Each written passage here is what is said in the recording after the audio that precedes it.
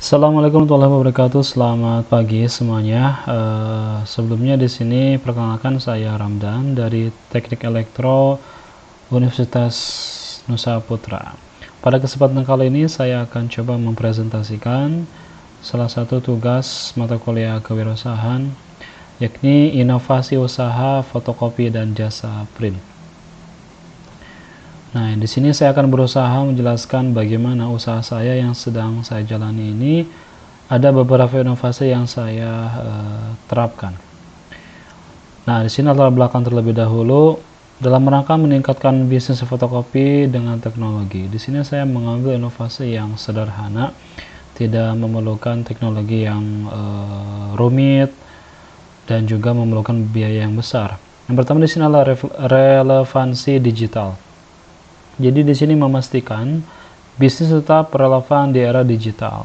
Kita tahu bahwa masyarakat sekarang sudah umum dengan yang namanya WhatsApp. Nah, itu bisa jadi salah satu opsi untuk digunakan yang dikolaborasikan dengan bisnis saya. Yang kedua adalah teknologi. Seperti yang saya sampaikan, bahwasanya saya tidak menggunakan teknologi yang begitu rumit, hanya aplikasi-aplikasi yang sering masyarakat gunakan. Selanjutnya, peningkatan layanan. Dalam rangka mengembangkan bisnis lebih jauh lagi, saya berusaha selalu meningkatkan kualitas dan kepuasan pelanggan. Lalu ada inovasi yang akan saya nanti bahas, mengadopsi ide-ide baru untuk pertumbuhan dan juga perkembangan daripada usaha saya. Lalu ada efisiensi, meningkatkan produktivitas dan mengurangi biaya. Yang pertama di sini ada layanan yang ditawarkan. Jadi fotokopi saya ini tidak hanya fotokopi dan juga ada jasa printer, layanan fotokopi dan printer dalam warna atau hitam putih ya, tidak hanya hitam putih saja, berwarna juga kami layani. Lalu ada penjualan ATK seperti pensil, balpen, penggaris dan sebagainya. Lalu ada laminasi dan jilid. Lalu ada jasa cetak foto dan pulsa dan data. Sebagai informasi, lokasi saya sekarang berada di Desa Cikaroya, sangat strategis dekat dengan sebuah pesantren seperti itu. Sehingga layanan yang kami sediakan ini sangat cocok dan tarik pasarnya adalah sebagian besar adalah masyarakat dan juga para santri di pesantren itu tersebut. Selanjutnya di sini ada permasalahan umum. Nah, sebagai pelaku usaha yakni di bidang fotokopi ini ada beberapa tantangan yang saya hadapi. Yang pertama ada biaya listrik tinggi. Mengapa demikian? Karena beda konsumsi dayanya dengan rumah yang tidak berkegiatan usaha. Jadi penggunaan energi itu mesti diefisiensikan. Lalu ada kunjungan langsung. Jadi di sini berhubung memang ada di desa, sedikit keterbatasan untuk menggapai konsumen yang di luar sana. Lalu ada proses manual.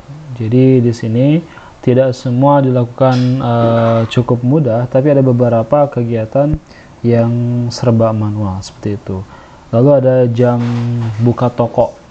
Jadi fleksibilitas dan kenyamanan ini menjadi pertimbangan jam buka atau jam tutup toko yang saya sekarang kerjakan seperti itu. Karena seperti tahu kita berada di desa itu tidak sama dengan kota-kota besar seperti metropolitan, yang mana kota tersebut itu bisa hidup dalam waktu 24 jam karena kegiatan ekonomi, kegiatan masyarakat itu sendiri sangat padat seperti itu. Lalu di sini tujuan inovasi, membuka dan manfaat modernisasi bisnis fotokopi. Jadi saya sebagai pelaku usaha di bidang fotokopi ini melihat bidang ini atau sektor fotokopi ini cukup menjanjikan, namun perlu beberapa tantangan yang perlu diselesaikan ya, yang seperti saya sampaikan.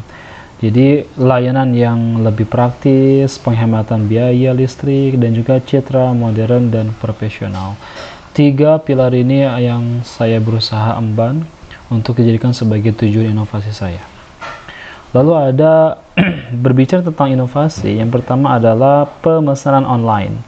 Jadi seperti yang saya sampaikan, saya menggunakan aplikasi yang sangat-sangat sederhana yang bisa dijangkau oleh seluruh kalangan masyarakat, mulai dari anak-anak, remaja, dan bahkan dewasa seperti itu. Nah, bagian pertama ada kirim file, jadi lewat WhatsApp atau Google Drive. Ini sangat umum ya, yang digunakan oleh para siswa di pesantren dekat rumah saya.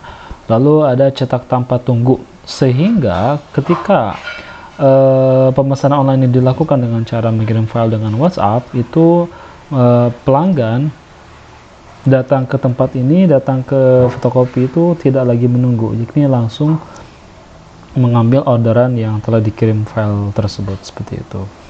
Lalu saya juga memberikan layanan antar ya, jadi berhubung memang dekat atau mungkin area-area yang saya bisa jangkau, saya berkenan untuk mengantarkan apa yang menjadi pesanannya.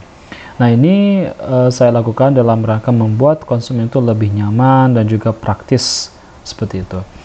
Inovasi kedua adalah sistem antrian digital. Jadi saya menggunakan monitor kecil atau semacam HP yang digunakan untuk sebagai monitor. Jadi cukup ukurannya kecil, menampilkan nomor antrian. Ini penting diketahui karena menjunjung tinggi nilai keadilan itu dengan cara antrian yang jelas, seperti itu. Lalu ada nomor input, jadi masukkan nomor melalui tombol atau aplikasi ponsel sederhana. Dalam hal ini saya menggunakan aplikasi sederhana, begitu ya. Jadi tinggal pelanggan tuh input nomor antriannya dan nanti akan muncul di layar, seperti itu. Dan juga ada pengaturan sederhana, tidak perlu perangkat elektronik yang rumit. Pengaturan sederhana ini karena menggunakan aplikasi yang sederhana melalui WhatsApp dan sebagainya, ini memudahkan konsumen untuk memahami antrian dan juga tidak begitu ribet, seperti itu ya. Lalu ada manfaat, jadi memberikan kenyamanan dan menghindari kerumunan. Nah, itu tujuannya, berhubung lokasi saya berada di desa dan juga tempatnya tidak terlalu besar ya, sehingga memerlukan keadaan yang kondusif dengan tidak banyak berkerumun. Inovasi yang ketiga adalah energi terbarukan. Nah, ini kedepannya rencana ya, belum saya terapkan, tapi ini sudah saya konsep. Lokasi pemasangan ini menggunakan panel surya bisa dipasang di atap ya. Ini adalah inovasi yang visioner, yang mana menggunakan teknologi terbarukan ini menggunakan panel surya ya. Ini dalam rangka apa? Dalam rangka menyalakan perangkat gitu ya, dihubungkan ke baterai misalnya, panel surya menghidupkan lampu dan juga kipas. Jadi tidak semuanya menggunakan daya listrik yang memakan atau mengonsumsi listrik yang cukup besar. Nah, dalam rangka efisiensi anggaran, cakupannya itu parsial ya, bisa tidak harus menutupi seluruh atap rumah, tapi cukup area-area yang sekiranya bisa terjangkau oleh cahaya yang maksimal. Nah, ini manfaatnya adalah hemat listrik dan ramah lingkungan, seperti itu. Inovasi yang selanjutnya adalah yang keempat, cek listrik itu sebisa mungkin harus dicek dalam rangka mengkontrol apakah listrik yang kita konsumsi, yang kita gunakan itu sesuai atau tidak, seperti itu. Nah, di sini saya menggunakan wattmeter digital seperti ini ya. Jadi ini alatnya sangat mudah, tinggal dicolok ke stop kontak, dia akan menghitung daya atau konsumsi listrik yang digunakan, seperti itu. Yang sangat sederhana, seperti itu ya. Lalu ada inovasi yang kelima, saklar otomatis. Nah, ini juga saya gunakan sebagai penggunaan timer otomatis untuk apa? Efisiensi energi tentunya ya. Jadi kita bisa beli colokan dengan timer, lalu pasang pada perangkatnya misalnya, lalu atur waktu. Kita kira-kira jam berapa saja yang kita anggap sebagai operasional itu tutup, seperti itu.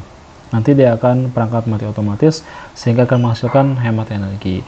Jadi apa sih keunggulan inovasi yang saya berikan tadi di awal? Ada 4 poin yang utama. Pertama adalah penghematan biaya tentunya ya.